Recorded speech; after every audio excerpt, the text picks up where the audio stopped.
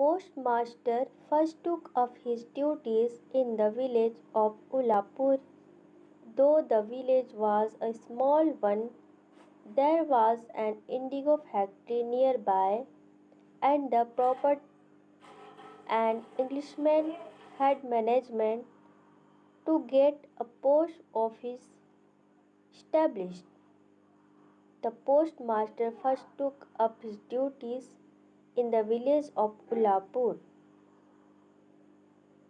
Though the village was a small one, there was an indigo factory nearby, and the proper an Englishman had managed to get. Our postmaster belonged to Calcutta. He felt like a fish out of water in this remote village. His office and living room were in a dark that sat not far from a green slime pond surrounded on all sides by a dense growth.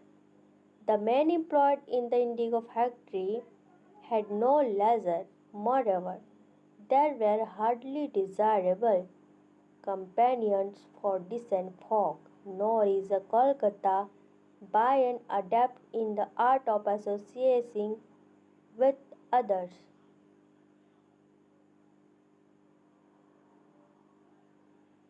Among strangers, he appears either proud or ill. At, is, at any rate, the postmaster had but little company, nor had he much to do.